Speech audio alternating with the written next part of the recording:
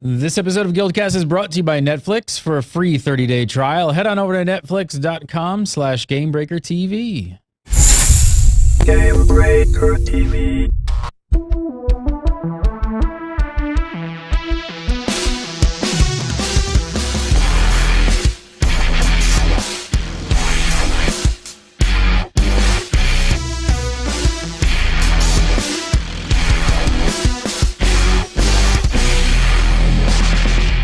What's up, everybody? Welcome to GuildCast episode 61 for February 13th, 2013. I've been saying 12 a lot, but it is 2013. More than a month into it.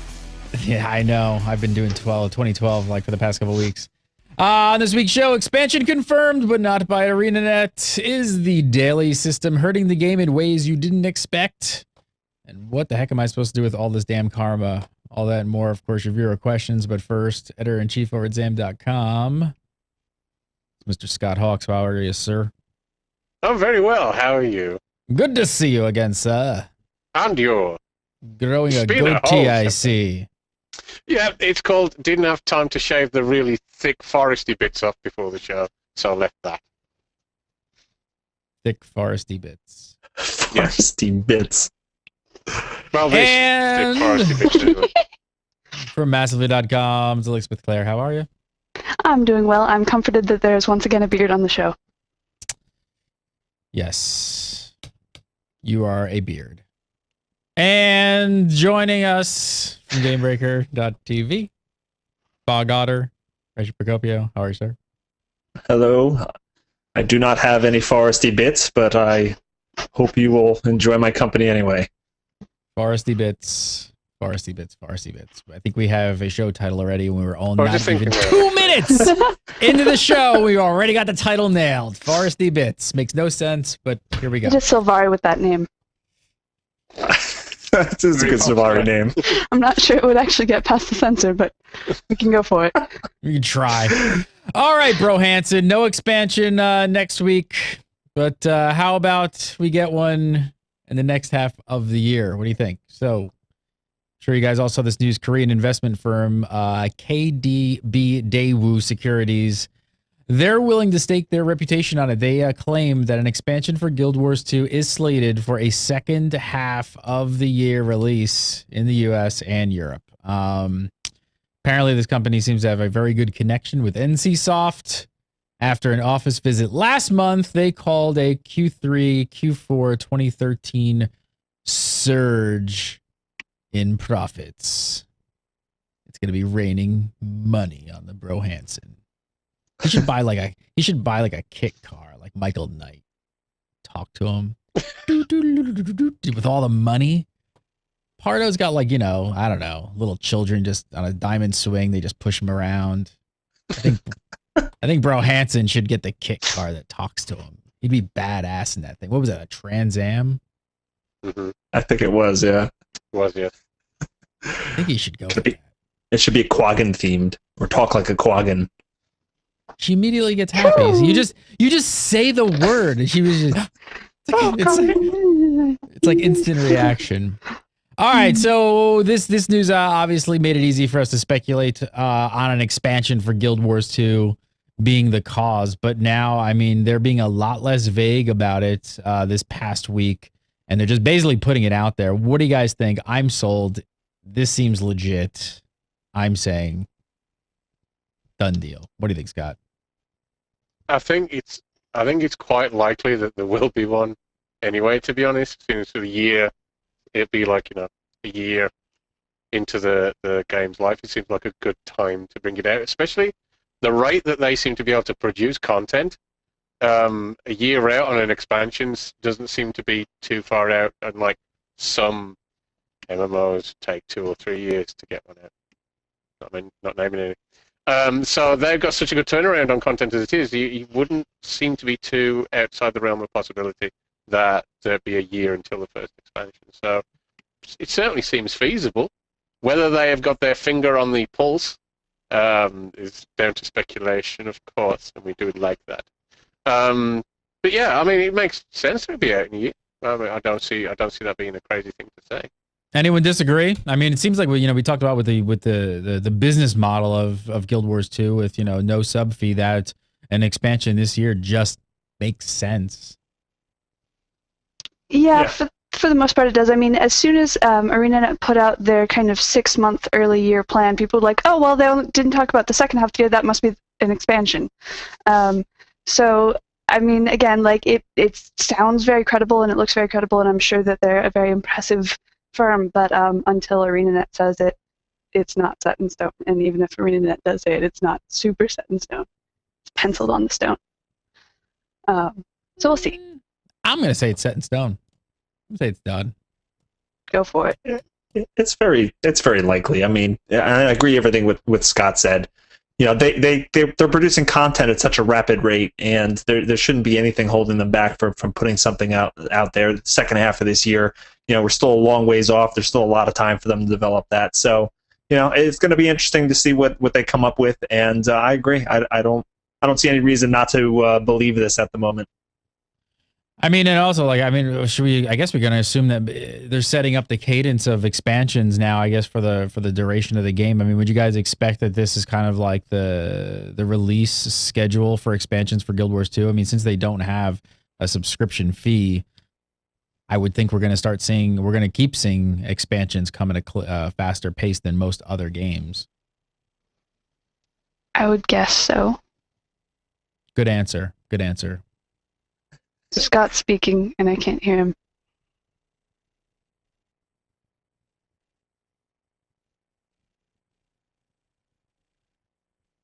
Totally muted. No, really, I can't hear you, Scott. Yay, everybody has sound problems tonight. Meep, That's meep, exciting. meep, meep, meep. Oh my gosh, are you Beaker from Muppets? Yes, that was what I was doing. Just to make noises for him. I think this is great. I mean, I think a lot of the other games out there, I don't want to say take too long, but I think more expansions, more content from a gamer perspective. I think everybody out there as a Guild Wars 2 fan is excited, wants to get some more stuff. More of a reason for ArenaNet to keep everybody happy, willing to buy more stuff from them. And from a player's perspective, I mean, we can't have these ArenaNet people just lounging around, sitting around, taking vacations, going to the Bahamas and driving around in Ferraris. It just can't happen. You guys got to get to work and work for us because we got games to play. Yeah, and the other thing to keep in mind is, we've seen the Zaitan Elder Dragon storyline, and they've pretty much said that we're not going to see another Elder Dragon kind of plot line until an expansion. So if that's not going to happen for, a year and a half to 2 years after launch, well, that's a really long time to really not advance the story in an Elder Dragon way when they've kind of set up Guild Wars 2 as, battling all these Elder Dragons. So, I think that from that perspective, it makes sense too, that if we're going to get another plot line with an Elder Dragon, it should come, within a year, or shortly after a year after launch. I agree with that. Although, if they ever need content to pull them over, to tide them over, I would love to see the Claw of Jormag get taken down for good, or Takedo the Sunless get taken down for good, or Shatner get taken down for good. Any of those would be awesome, little mini things to hold you through, and then a new lieutenant appears and you learn an entirely different fight to repeat every 3 hours. So. Yeah, I thought you were going to make an offer there. Go ahead. I was going to say, well, first of all, did you say Shatner or Shatner? She did. No, she said Shatner. Okay. Yeah, Shatner and Takedo. Okay. In between Priceline commercials, he makes appearances in Guild Wars 2. True. He's a rare spawn. I thought the Shatterer, at least, and maybe even the Claw, that's kind of like a rank, and so even when you're killing the Shatterer, another one takes its place. So how would you go about killing it for good? It would just be nice if there was a different fight that the Shatterer or the Claw or another lieutenant could take. Can we just call him Shatner from now on? Can we just make that a thing? I do. All right, perfect. Let's call him Shatner. Scott, how's your naughty bits doing? Your Forresty bits? Are you good? No, can't hear a word you're saying. No. Meep, meep, meep, meep, meep, meep. I'm very angry right now, and I leave the butter out. Yeah, we can actually just do lip reading for him. I have no pants on. All right.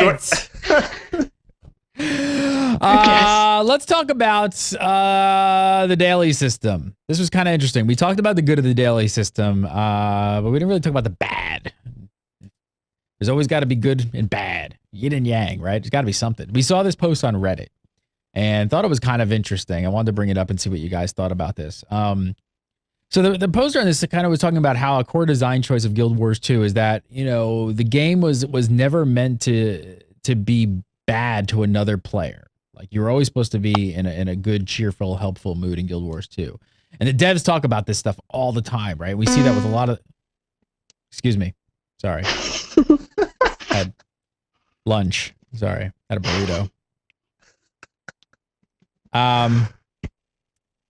But with the new daily system, right? The whole idea has the whole idea basically of helping players and it never being a bad thing, possibly slightly damaged somewhat. So think about it. If you're going to go, you know, get your daily healer achievement by helping the guy in trouble, are you? Like, you know, you get it by letting him go. So what did you guys think of this? Do you think that does this kind of go against the grain a little bit of the philosophy of Guild Wars 2 as a whole? So I think we saw something very similar to this when the Flame and Frost event started and people were like, oh, I can get more points if I let the NPC go down and then I revive them and then I protect them, sort of thing. If you give players a system, they're going to want to game it, whether or not they really need to. I mean, except for like one day when I was rushing off to do something, I've never needed to do something specifically to get my dailies in order to get my dailies.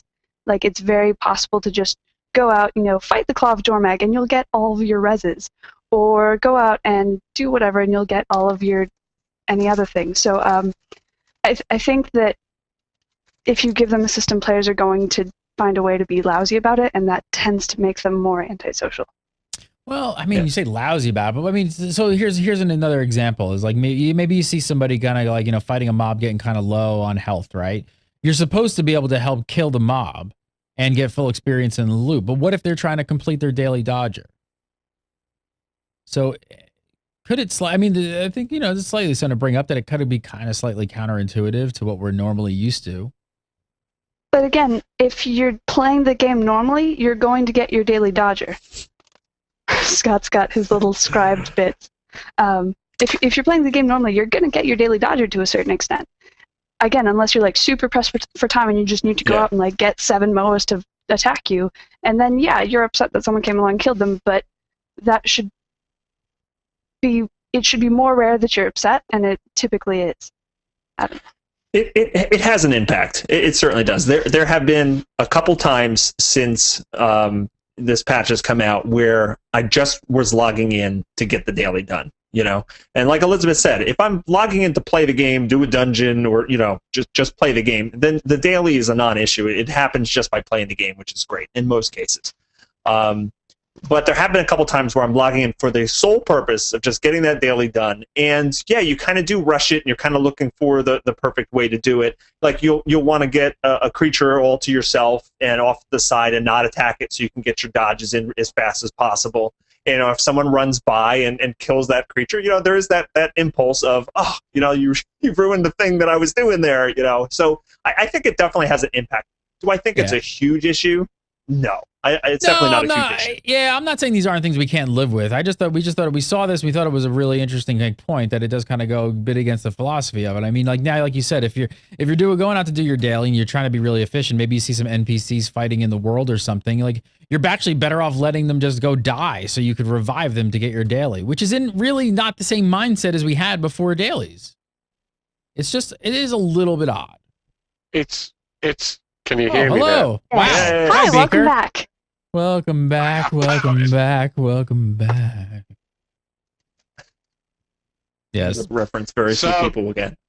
It is weird at times. Like I was fighting one of the my favorite dodge creatures, the ice worms, and someone came over and started killing it. I'm like, no, just stop it. I need to dodge this another 3 or 4 times. But it's like, oh well, I'll have to run 30 feet that way and get another one.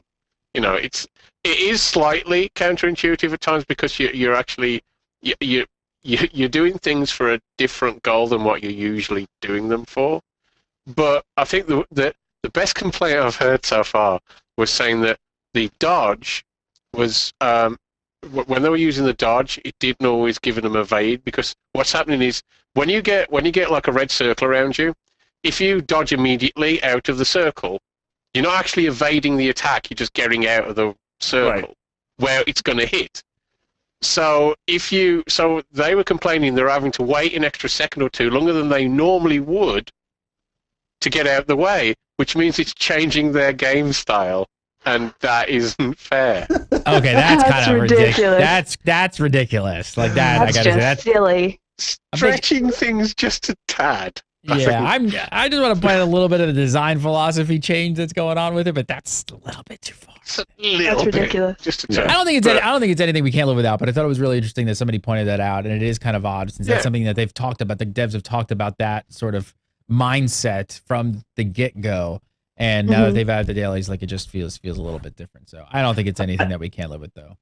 I also think that it might even change a little bit more, when we get the patch in February and you can actually select which dailies to do and which ones to skip, because that might minimize the issue a bit. Because there's certainly daily achievements right now that aren't impacted by this at all. Like the crafting one, there's no issues with. And gathering and veterans and all those, yeah. Yeah, gatherings, the veterans are great. So hopefully that with the choices we get, we can actually minimize the impact it has. So if it's going to be 4 of 6, it's going to be what? Gathering, crafting, visit the Laurel vendor. Veterans, maybe. Which is a really tough one, because there's a silver and a half to instantaneously get that one. And then I'll probably still have dodging in there. It's easy. Yeah. Yeah, it will be interesting to see everybody just never do reviving again. Yeah, I'm going to choose kills, veteran kills. There's another fun one, because I'm a masochist. So, yeah. I found a jump puzzle. Well, not really a jump puzzle. It's more of a mini dungeon in Caledon that gets you your veteran kills like that. It's crazy. So I know where to head now. Exploit.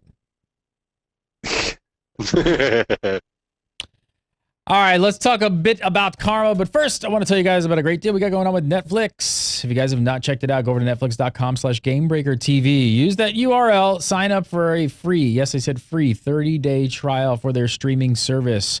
You can stream anything they've got, including the brand new show, Netflix original House of Cards, which is getting amazing, amazing reviews. Walking Dead, West Wing, so much stuff on the streaming service. You can stream to your Xbox, your PS3, your PC, your iPad, your iPhone, all kinds of electronic devices, Apple TV, my viewing choice, whatever you call it, distribution channel. Derp. Check it out. Your medium. My medium. Wonder if Medium's on there, the show. I don't know. Oh, Go over. Check it out today. Sign up. It's absolutely free for 30 days. If you don't like it, you can always cancel before the free 30 days are up. You won't be charged a penny. If you like it, it's like $8 a month after that. I've been a subscriber for years and years and years. Netflix.com/GamebreakerTV. Let's talk some Karma, peeps. What is it really good for? All right, so this is from Reddit as well. Isn't this nice? Just like use a Reddit subreddit to make a show. Hey, we got no show. Let's go to subreddit, Reddit Guild Wars 2. Let's make a show. Here we go. All right, so simply put, this guy spent almost 1.5 million karma on lost Aryan jewelry boxes. Why didn't he could have just donated it to me? Where was that 1.5 million when I needed it? He got a bunch of items that if they sell at the current rates will net him about 18 gold, 30 silver. About roughly, I think we're okay. So this was obviously done for science. Not exactly the best money-making tactic, is it? Well, it's the best karma to gold tactic, pretty much. Because you got to keep in mind that he got the 18 gold worth of the stuff, but he also got about, almost 900,000 of his karma back. I feel like he spent that as well. Like, I feel like the total was the 1.5 million, I think. I could be wrong. That we do not know. I do not have that in front of me. I have no idea. Let's see. I think let's see. It says it in the thread. I'm going to choose to believe someone on Reddit. He's got 44 upvotes and say that it works out to what 3.66 silver for 1,000 karma, something like that. But I guess this what was really raises the question is what are you actually supposed to spend karma on? Like you're legendary. I mean, if you're working on a legendary, okay, you've got plenty to buy with karma. But I mean, really, do you guys disagree that like 99% of the population isn't really doing that?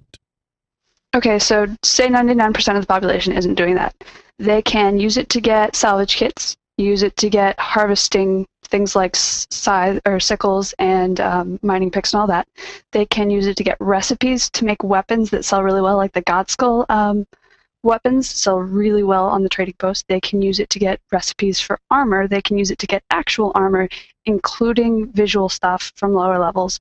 They can use it to get other weapons. They can use it to get cultural weapons, which are actually really awesome. I just got my Guardian her cultural weapon, and she loves it. It's really amazing, and I can't wait to get the scepter to go with it.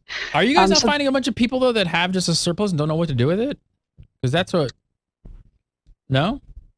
Well, for me, because my entire gaming life in Guild Wars 2 is towards getting that bloody great sword. So my playtime is planned around, right, I'll go into other dungeons if I get to play with people, which I don't get to as much often, and you two, we've got to sort out some dungeon stuff. But for me, I'm like, I want to go to AC, because I need some more stuff from there for my legendary. And then I need to go and do, I haven't got 100% quite yet on my world map. I need to do that. I need to go into WVW for my legendary. So because my time is limited, everything I do I feel has to be in some way progressing towards my legendary in an incredibly small and slow way. But yeah, and I know like right now I've got nowhere near enough. I wish I had enough karma. I don't. I've got nowhere near enough karma. So those people who've got so much karma, they don't know what to do with it. Don't tell me, because frankly, I'm just going to sob because I need lots of the stuff.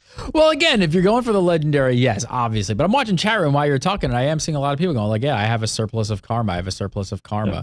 And I guess part of this post was a lot of people were sort of saying, like, should there be some more uses for karma? Should there be some more uses implemented? I think some of the things that come to mind are probably being implemented already by the Laurel system. But I don't know, Richard, what do you think? Do you think that there should be some more uses for karma? Well, I think this most recent patch was a big step in the right direction, right? Because they added these Orion jewelry boxes during this patch, and that was a way to, something else for you to use your karma. They also added the exotic jewelry to the ore vendor, so you could get exotic level jewelry for the 40,000 a piece or whatever. So that was another big step. So they did add, two pretty big things in this most recent patch, and I agree. Giving us more and more things to spend karma on is great. I think the majority of the people that are not using karma, they're saving it up for a legendary, they're using it to get their full exotic set in ore. So once you have that, and maybe any of the weapon skins from the same vendors that or any of the places that Elizabeth said, because there's plenty of low level skins and recipes that you can get with karma. Once you kind of have your character decked out, then yeah, you just sort of kind of accumulate a lot of it and don't have anything to spend it on. But I think ArenaNet will continue to add things like the jewelry box and give you more things to spend it on. What do you guys think about? What do you think about this though? Really quick, would this screw a lot up? I don't know. I'll talk it through. Unpack this. What about if they made it a karma account wide, so it could be like a resource for helping out alts and things like that? I'd be happy. I would have loved it. Yeah, but when I really needed it for my legendary components, that would have been amazing because I had to run my poor necro all the way down to spend some. Anyway. It'd be great, I think. Maybe. Yeah, I might have more than one high-level toon then. Yeah.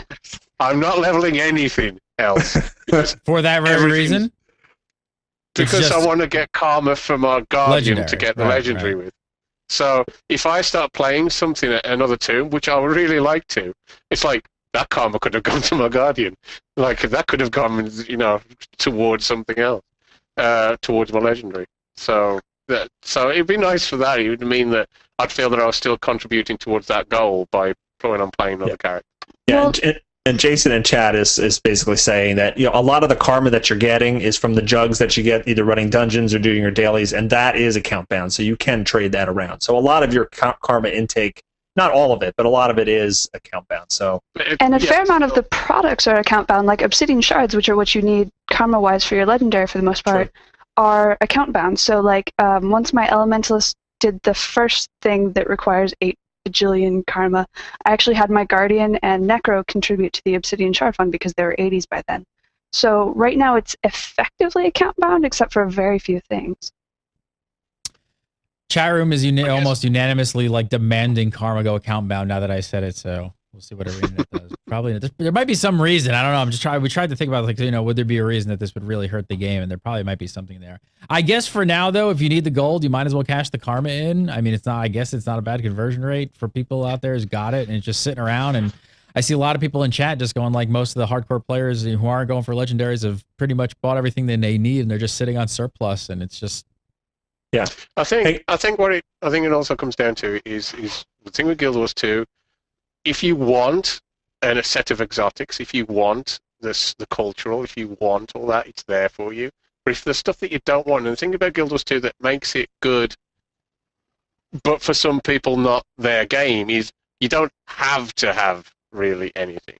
So it's not like I've got to spend my karma on this, unless you're doing a legendary. It's like, I'd like that set, so I'm going to go and spend that set. If you don't want to get that set, you'll feel like you've got nothing to spend it on.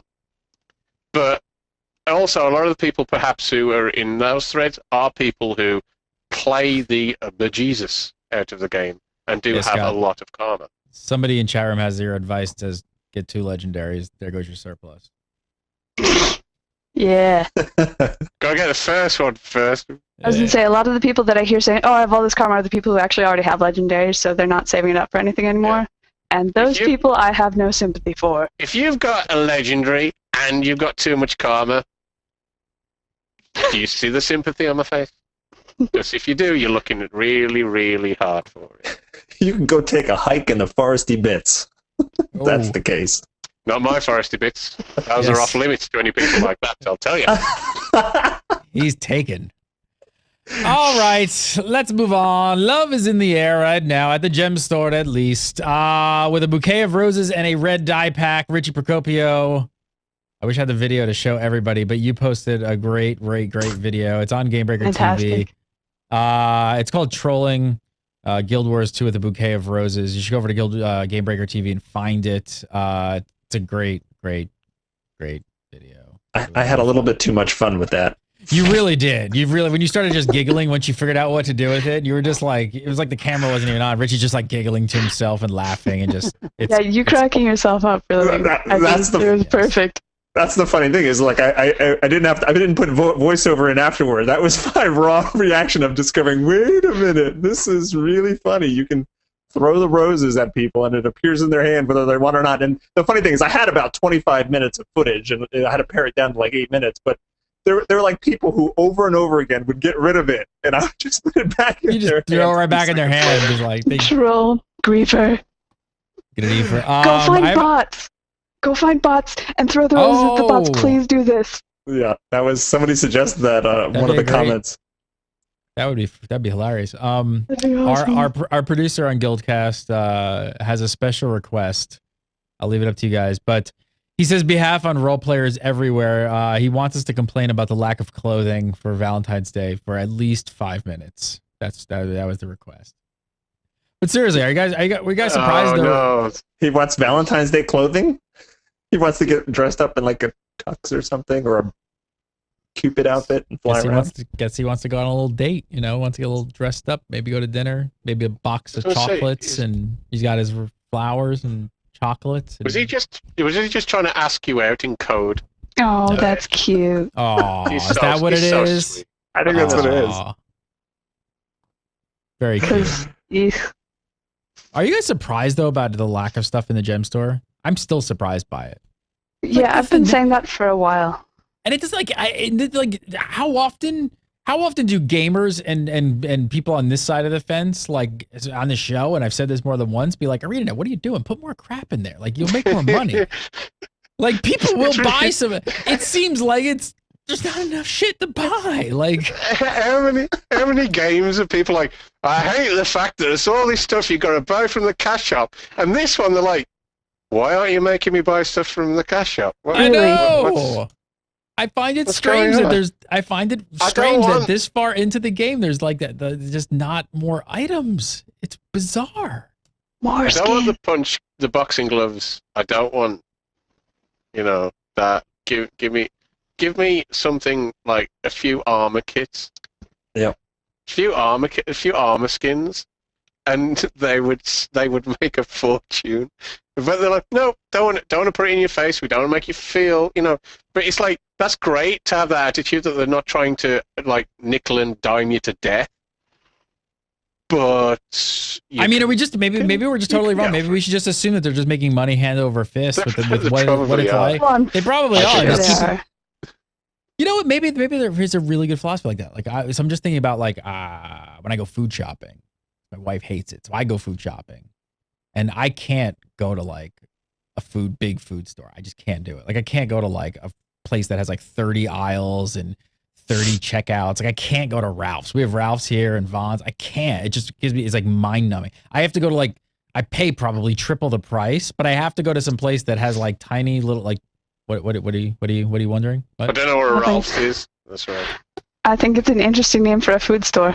Like a ShopRite. Right. It's like, yeah, on the East Coast you have ShopRite, you have Pathmark, or they went out of business. I don't know, but on here we have Ralph's and Vaughn's over on the, but I don't know. I actually like less choices. Like, I like to go to like the supermarket and have like very few choices to make, and I'm in and out. Maybe that's their philosophy with the gem stores. Like, don't overload. Let's just give them a few things to choose from. Yeah. And I wouldn't be surprised that that's definitely what they're doing, because especially with the limited amount of time they're going to put it out there, right? I think that's a key as well. That they say right up front, new items in the gem store only for the next like week or two, and I think that gets a big surge of people to do it. And I've said this before, they time it with either holidays or patches, so they know they actually have more people in the game, and I think that's part of the way that they're doing. Otherwise, why not just otherwise we would be seeing more of this. And if we talked about the amount of revenue they were making, I think last week or whatever. But if you saw like Q1 when it was, Q3 last year when it was released,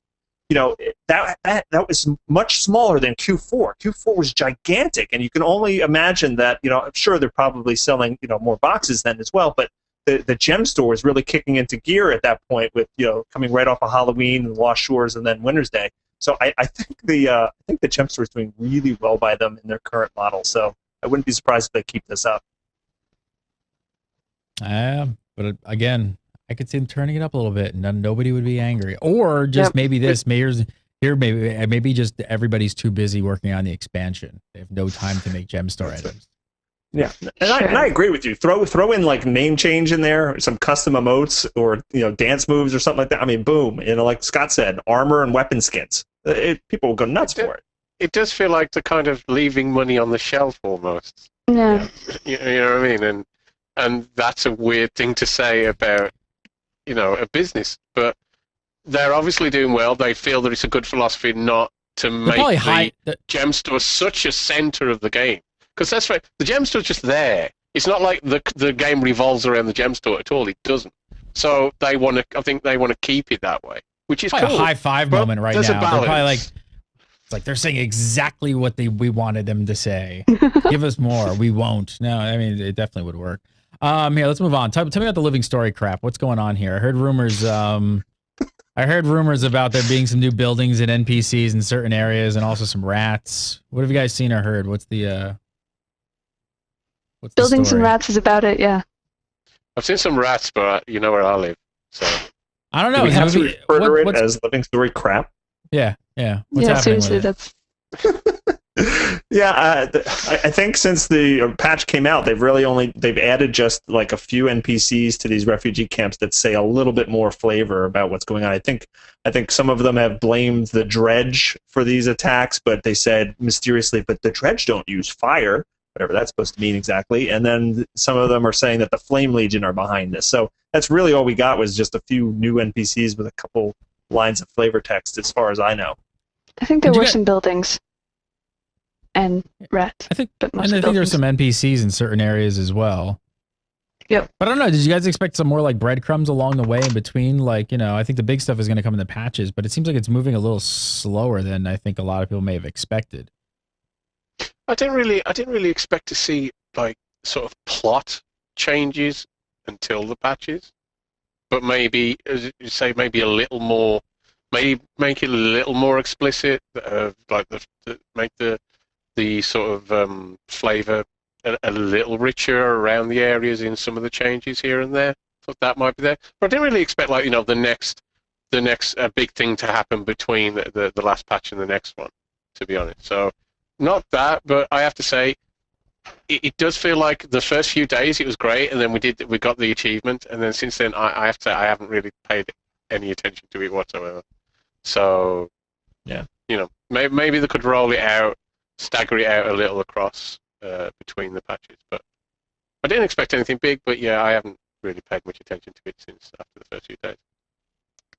Yeah, I kind of feel similarly that I wasn't expecting tons and tons of stuff, but I also agree that there probably could have been more that was spaced out. Like, you know, currently in each of the 2 zones that are being impacted with this, there are 2 events that can take place, and they're basically the same event, but they just happen in different places. It would be nice that as the weeks went, maybe 1 or 2 new events would be added to each of those areas. So just something you can happen upon, something that people can talk about and get you excited, and then do the big things at the patches. But you know, overall, I'm not disappointed by it. I think this is just the prelude. So I think at the end of this month, we should see a lot more in terms of the living story crap. Hopefully that living story crap gets going. All right, let's do some viewer questions to get out of here. Really quick, I wanted to, if you guys haven't checked out Gamebreaker TV in the past week or so, or the past few days actually, you may have noticed something. We're going to try something. We're trying it. I can't guarantee it, but we have pulled a lot of the ads off the site. A lot of the ads. We've you look, it's nice and clean. Site design looks all pretty. But so since we are trying this out, like I said, we're going to try it. We are putting it back out there that we do accept donations. We're trying to offset some of this because we do make money from the ads. We know a lot of people don't like ads, and I'll be honest, I don't love them on our site either because our site looks so much better without them. So we're going to try this. If you guys want to make a donation to Gamebreaker, just go over to gamebreaker.tv/donate. You can send in a donation of like, $1, $2. There's also a recurring donation system there, which is always welcome. And thank you to everybody else out there who has already donated to Gamebreaker. Thank you so much. We will try and do our best to keep the ads down. Can't guarantee it, especially if there's like some big ad buy, somebody like ArenaNet wants to come in and just buy all the ad space. You got it, bro. So. Speaking of which, my forehead is for sale for ad space for GuildCast. Oh yeah. I actually have that in our media plan, like my forehead, my shirt, okay. the microphone. I can throw mine in the hat too. We can. Sure. We could all be sitting around like NASCAR drivers. Yeah, just plastered everywhere. One of the lenses of my glasses is. All right, let's do some viewer questions. Guess what, peeps, guys, gals, everybody on GuildCast? We got a video question this week. Nice. And it's from Brimstar. Wait, it is from Brimstar, and let's check it out. First, well, here. I'm not trolling you. That's all right. First of all, he wins. That's really his video. Hey GuildCast, this is kind of a 2-parter question. With the recent change to some legendaries, let's just say appearance-wise, which legendaries do you think need a makeover, or maybe not a makeover, but an overall aesthetic-pleasing change? And stop right there. Seriously, what other network gets their freaking viewers to advertise for people for advertisers? Like I'm sending that to Netflix because I'm gonna be like, what other advertiser do you know gets their viewers to send in a question and freaking advertise your product? No one. All right, I'm gonna rewind it. Hey GuildCast, this is kind of a 2-parter question. With the recent change to some legendaries, let's just say appearance-wise, which legendaries do you think need a makeover, or maybe not a makeover, but an overall aesthetic-pleasing change? And for the second part... All right, let's start there. We got first question. Let's pause them right there. Which legendary do you guys think needs a makeover or an improvement? Every single one that doesn't have footprint effects. Because I feel like a second-class citizen because I'm not going for one that has footprint effects. I want footprint effects. I want them. I want golden blue footsteps following me everywhere I go. You see, I'm not as bowled over by the footprint part of it. I want the weapon to be awesome and the effect of it. And it does look cool. And some like, is it kudzu? Am I saying that right? The big Yes. kudzu. Yeah. Like, the green splodgy and the walking around and making the flowers appear out of the ground and all that. Lovely, isn't it nice? Yeah.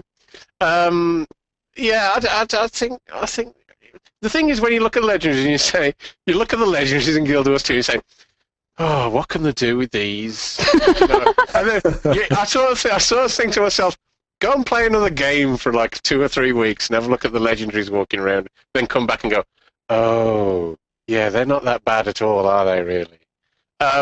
Although I have to say the moot, the daytime version of the moot, which is, the nighttime's great, it's like this dark star-looking thing, but the daytime version, as cool as it is, I kind of expect John Travolta to keep jumping out, singing Saturday Night Fever in a white suit and dancing. It's very disco ball, so maybe that one a little. Yeah. The one that I don't know. I think I'm probably I might be on the minority on this. I don't like the Bifrost staff. I don't know. I know I like the theme of it. I like that they're going for the Bifrost bridge kind of thing, the Rainbow Bridge and everything like that. But I don't know. I'm not impressed by it overall. I think maybe I can't pinpoint exactly what it is, but maybe the fact that the staff itself is entirely white. I don't know, or maybe that the rainbow effects are just not doing it for me. I don't know. But that one, I think the other ones are better than that one. My personal preference. All right, let's check out question number 2 from Brimstar. The question is, since Zaitan's dead, and we're waiting on basically the next expansion for the next Elder Dragon, which Elder Dragon do you think currently has the best setup for the next expansion? And personally, which one would you like to see? All right, a little bit of audio off there, but Brimstar wants to know, which Elder Dragon do you think has the best setup for the next expansion? Which one would you like to see? First off, I think Brimstar needs to apologize to Scott for spoilers. Having not finished the personal storyline, I think Scott is devastated and hurt. Beep, beep, beep, beep. What? You killed Zaitan without me? I thought we were going to go and have tea! I personally think that both Primordus and Krakatork, both Jormag and Krakatork have been really well set up. I would prefer to see Krakatork because of the whole thing with Destiny's Edge, and because I like the desert and the brand better than I like snow. Visually. Yeah, it would be cool to see Krakatork next, and I agree with Elizabeth's reasons, because you read about them in the books and they're more tied into Destiny's Edge and they want to get revenge on that. I think that we're probably going to go see Jormag next, which would be cool because that's very kind of close to my Norn heart. But also, I'd like to see more about Bubbles. We know nothing or very little about Bubbles, and maybe just being able to not call it Bubbles would be great. So I like Bubbles. Personally, that's probably a good enough reason for them not to show that, right? Seriously. They'll kill Bubbles. They probably won't do that. Scott, are you devastated? Sure, Or can you speak? I'll be okay. With therapy. I'll carry on. Zaitan will always live on with me. I'll go with Jormag purely for the fact that I like snowy stuff, and if it's going to be in an expansion, you're going to get an Elder Dragon, that make it more likely perhaps that the Kodan would be the race that would come in. True. Because they're being chased down, and I really want a Kodan in the game. So Jormag, because I want the Kodan. Nice, I'm going to go logic. with... I like that. I'm going to go...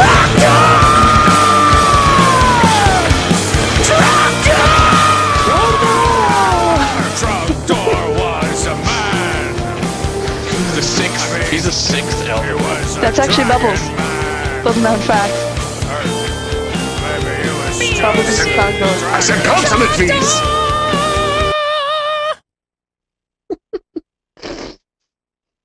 If you guys have questions for GuildCast, send them over to submit@gamebreaker.tv. And if you got a video question, we definitely love those. Send those to submit@gamebreaker.tv, or keep an eye on our Facebook page And if you haven't liked our Facebook page, hey, we need to hit 30,000 by the end of the month. That's the goal. Hit 30,000 by the end of the month. So go over to facebook.com/GameBreakerTV and like the page. We also ask for questions there. All right. First question up, or I guess third question up, sort of. Arvid Cloet asks, he says, are you going for an amulet with an offensive defensive infusion slot or for one with a utility slot, and why? Richie. I'd probably go for a utility slot because amulets are the only thing that you currently can get a utility slot in, and getting 20% to your gold or magic find would be very, very nice. So I'll probably do that, but I'm not gonna actually buy one until they put a cleric's stat on it because I need lots of healing power. Mr. Hawks, what about you? Defensive, mainly because of the amount of dungeon running I'm gonna have to end up doing, and just for that, really, just for basically for what I want to do for the next 3-4 years while I'm trying to get this bloody legendary done. It'll probably be most useful to me. What? I don't want to be a magic find leech either. That's right. Don't want to be a magic find leech. So, yes. I have my principles. Not many, but I have. Magic find is one of those lines. My warrior's getting an amulet first in like 3 days. And she's either getting offensive or utility, depending on which name I like more, based paired with stats. I know that's a really shallow reason, but everything I do is lore specific. By which name probably you like better? Probably utility amulet? because I like choices. But yeah, well, it's not like I'm going to give her the butt of the pale tree or whatever that one's called, or stuff. Why? Because she's a human. God.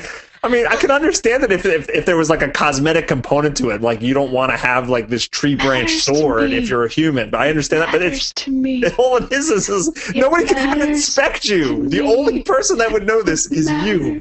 To me. When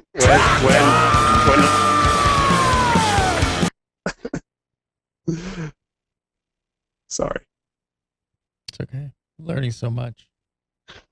Matters, man. All right, next up from Robert Francis de Leon. He says, since releasing other back piece items like the quiver, books, etc., when do you think capes will return to Guild Wars 2? I missed mine from Guild Wars 1 that showed the logo of my guild. Thanks all from Japan. Can I just say that the Char have a lot to be blamed for? Including a large-scale eradication of many areas of Tyr. But the biggest thing they're to blame for is the fact we haven't got capes. We need to have split capes for Char so they hang off the shoulders and get down the side of the Char and drag along the floor that way, so it doesn't hunch up over their spine and mean that no one else can have a cloak because of it, which is why we won't have any. So I'm saying that they're sort of over the shoulder and drop on the side, and that's the style that Char like, and then it gets out of the way of their large backs and big backsides, and then the rest of us can have cloaks. Liz, do you miss your GW1 cape? Because I do everything for cosmetic effect, including armors, I actually very rarely actually wore my cape in Guild Wars 1 because I really liked whatever armor I was wearing, and I didn't want a cape mocking that up and also clipping. So they've already said that they're not super keen because of the Char, so I think is it's there going to like be a a level long time. above our peer? Because I think you have achieved it on this episode. Like if there's a level above RP, Liz definitely takes the award Right today now- for this. Right now, Larry's watching this show going, wow. No, you know, he does. No, he just goes, he's like, wow, I've been doing it all wrong.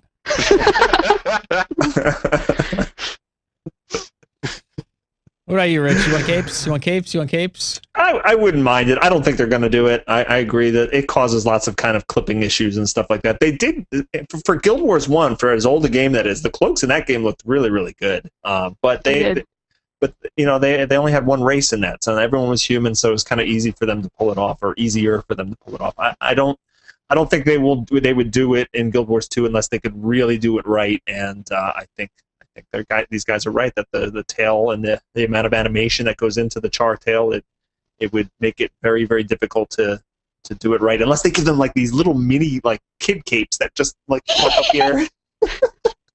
Could do that.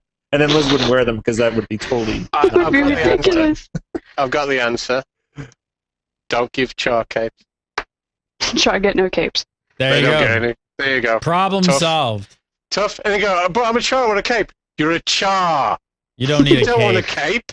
You know, What are you talking about? You've got a tail, horns, and you want a cape. Don't be stupid. You're not a superhero. All right, last up this week from Joey Maroney. He says, how would you feel if ArenaNet added in more PvE to dub v dubs? So check this out. He says, I think it would be amazing if some kind of dragon attack would happen to keeps. The dragon would be hostile towards all three sides. I don't know. Do you like yes? You want PvE stuff interjecting into your dub v I dubs? think that would be You want- awesome. And There already is. So Yeah. why not? Yeah. yeah, how cool would it be if, like they said, either a big dragon or some sort of huge boss spawns randomly, and you know what, the side that gets it down gets some sort of bonus or something like that. That'd be awesome. That'd be killer.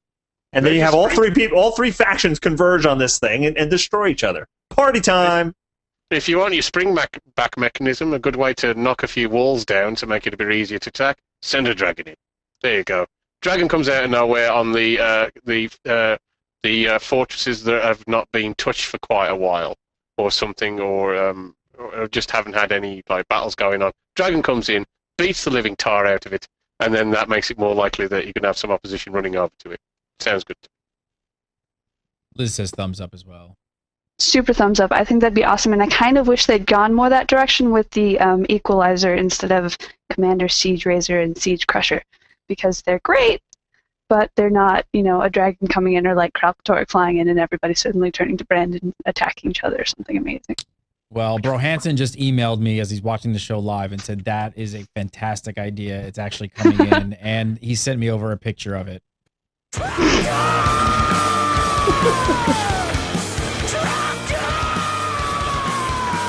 Burninating the peasants. Richie Procopio, follow him on the Twitter at Richie Procopio. Of course, go over to Gamebreaker TV and check out all his work there, and as well go over to his YouTube channel, which is Bog Otter. Go today and follow him on Twitter at Richie Procopio. Elizabeth Clare, follow her on the Twitter at Elizabeth Clare. And of course, go over to massively.com and check out all her amazing work over there. That is Elizabeth Clare with an X. And Mr. Scott Hawks, editor-in-chief over at Zam.com. Follow him on Twitter at Jarimor, Jarimor, and go over to Zam.com for all their amazing MMO work over there.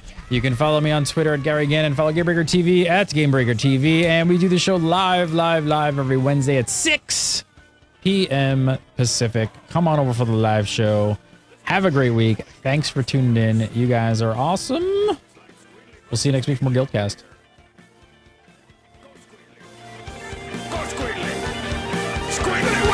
When all the land is in ruin, and when the nation has forsaken the countryside, only one guy will remain. My money's on Tractor!